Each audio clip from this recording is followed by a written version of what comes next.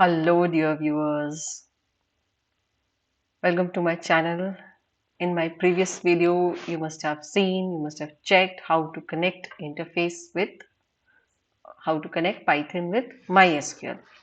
In this video, today I'm going to discuss with you how to extract data from the result set. So we are going to see these four functions, how we can use them to extract the data. The first one is the fetch one, second one is fetchall, the third one is fetchmany. These are the fetch functions, and the fourth one is the row count property. So without any delay, let's start. If you like my channel, please do like and subscribe it. So let's start with the basics of this chapter. That means how to connect Python with MySQL.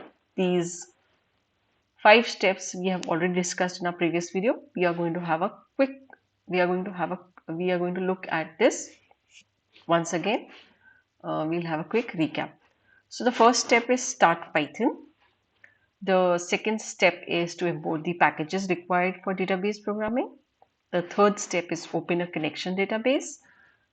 Fourth one is to create a cursor instance. The fifth one is to execute the query. The sixth one is to extract the data from the result set, and this is what we are going to see in detail in this particular video. So as mentioned earlier also, the first and the foremost is to open Python, and then we need to import the MySQL connector package in Python. Now herein I have used this MySQL connector, and the alias that I have used over here is SQLTOR. So after we import the package, what we need to do is we need to create a connection object. What is this connection object going to do? It's going to control the connection to the database, and it represents a unique session with a database connected from within a script or program. So from the Python program, we will have to connect to the MySQL through the connection object. How do we create a connection object? You need to create an identifier. We have taken mycon over here. You will use the connect function of mysql.connector. The short form we have used over SQLTOR. So use the connect function, and these are the 3 keyword arguments that we have to provide to this function. The first one is host. The host that we are using is the local host. User is the root, and the password is the password of your MySQL program. Next, we create the database cursor. So what do we do over here? What is a database cursor? First of all, a database cursor is a special control structure. It facilitates the row by row processing of records in the result set.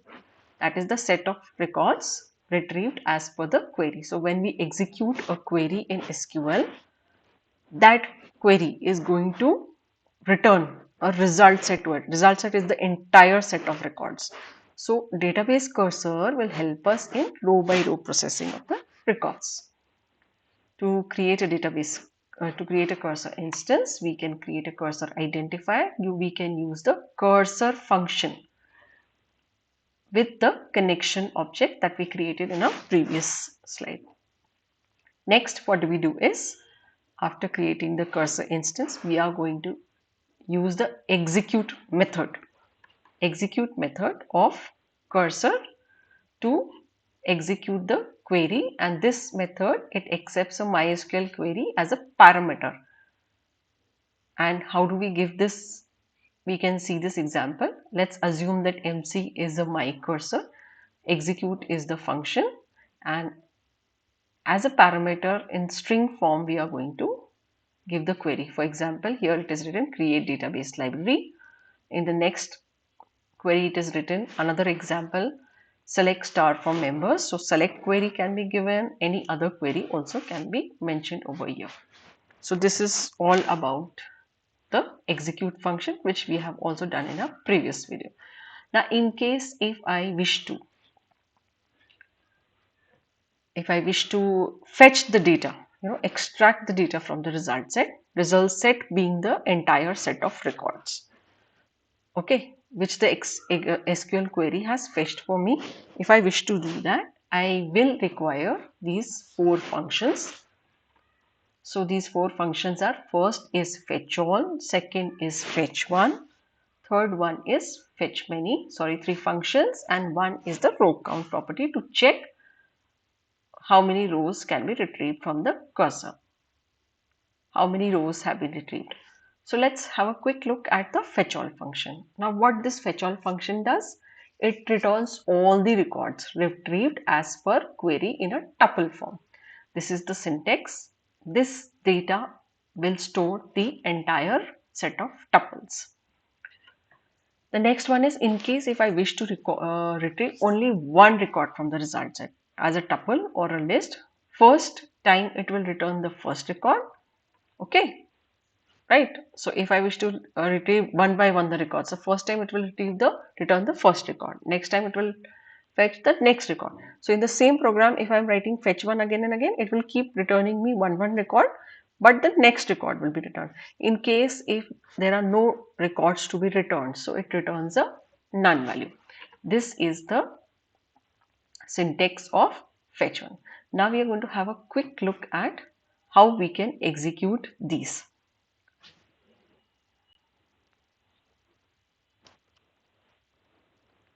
So let's have a quick look at how we can execute these commands in Python. So the first step that we require is, let's import the mysql.connector.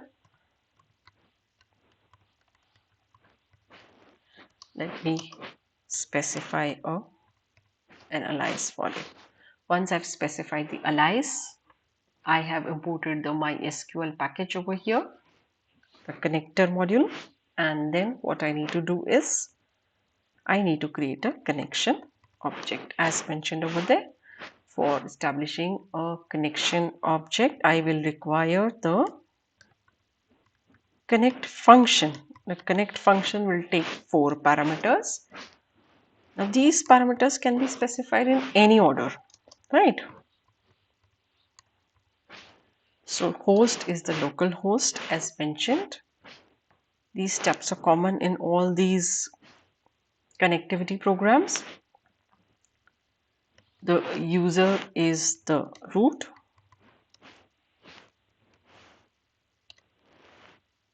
The password is the password of MySQL. So once we have mentioned the password over here, we will save the program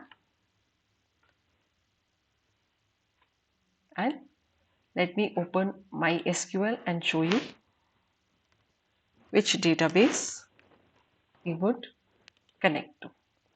So to first check which all databases are available for connection, let's execute the command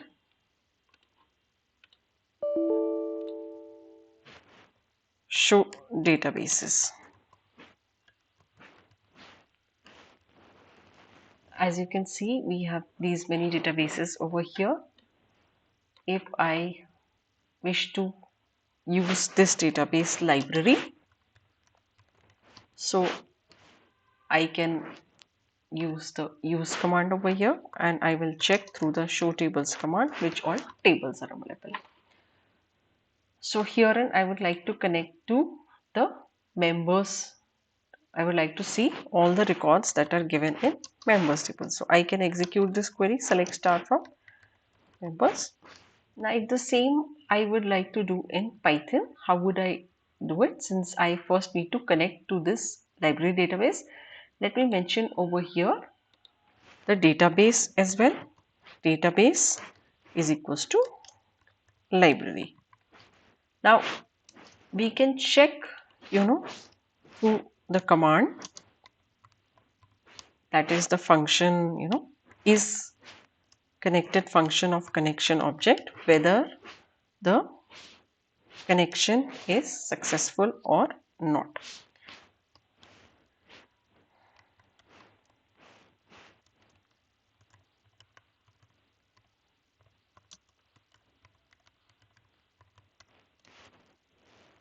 So let me once again save and let me execute and check. We will see that the connection to the database is successful.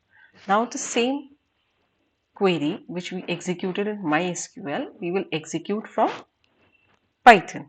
How do we do that? For that, I will have to create a cursor object. So to create a cursor object, I will put the identifier. I'll take the identifier CUR only, cursor, and then using the my connection cursor function, I will create the cursor object. Now herein what I need to understand is I can execute the query by writing the query as a parameter. So let me execute this query from Python. If I execute this, you will see that there is no output as such other than successful connection. Now, how can I retrieve the records over here? This is what we need to understand. How can I extract the records from the result set? So, what I can do is I can use the fetch all function of cursor object, fetch all function to fetch all the records. My data will be stored in this particular result set. So data is what now? Data is the result set. So to retrieve the records, in row form, I will have to use the for loop. That means in the form of tuples. To do the row by row processing over here, I can use the for loop, and you will see that I will be able to retrieve the records. Now herein I can also use the row count property to find out how many records have been retrieved.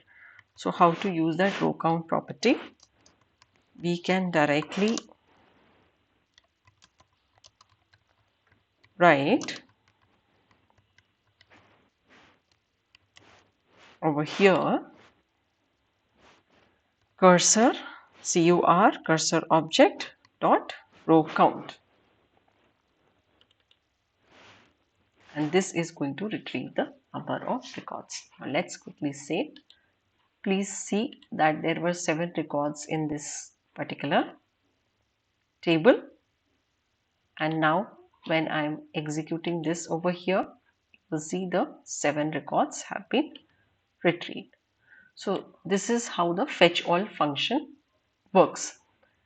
The next function that we can check out is fetch one. Now fetch one function, how does this function work? Let me write the statements again. Let me turn this into a comment first and use the fetch one function to fetch a single record. This fetch one will retrieve the record. The first record, once we execute, you see that the total number of records retrieved are 1. The first record has been retrieved. So with fetch all 7 records were retrieved. With fetch one, a single record is retrieved. Now in case if I execute this fetch one twice in the program, we will see that in the first go, the first record has been retrieved. In the second go, the next record has been retrieved, and total number of records retrieved here are 2. So every time the next record will be retrieved with fetch one if previously also fetch one has been used. We can also use the fetch many function. What is this fetch many function going to do? If we do not put any parameter in fetch one, then it was going to retrieve one record for me. But in case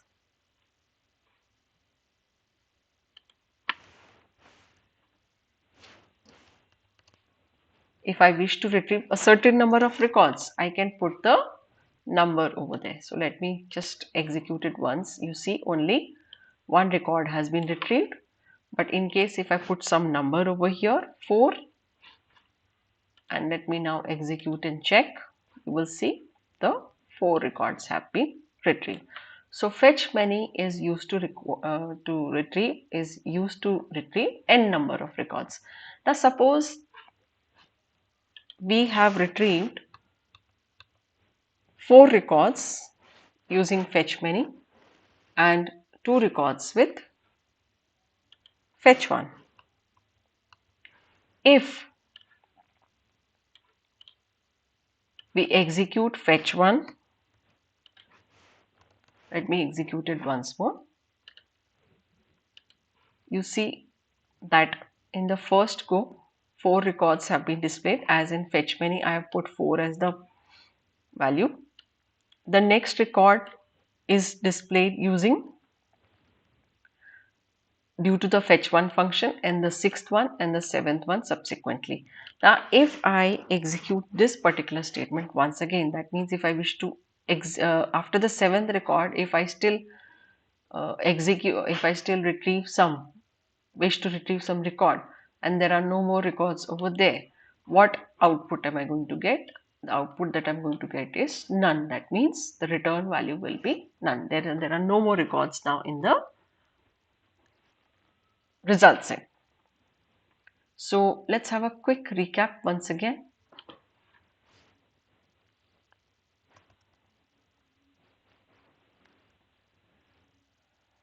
The fetchmany method accepts number of records to be fetched and returns a tuple where each record is a tuple. If there are no more records, it returns an empty value. So without a parameter, it will return only one record. With the parameter, with the value, it is going to return those many number of records. Row count is not a function. Row count is a property of the cursor object. It returns the number of rows retrieved from the cursor so far. And what did the fetchall method do? The fetchall method retrieves all the records in the result set of a query and returns them as a list of tuples. If we execute this after retrieving few rows, it returns the remaining one. You must have noticed that fetch all or any of these, they retrieve the records from the current pointer position onwards. So if I have retrieved 4 records already using fetch all and then I use the fetch many to retrieve certain number of records, the next set of records will be displayed. So herein also the return value with fetch1 is also tuple. It returns none when no more data is there. Fetchmany is going to fetch the next set of records in the results. So hope this was clear to you now. Please keep watching and do like and subscribe the channel.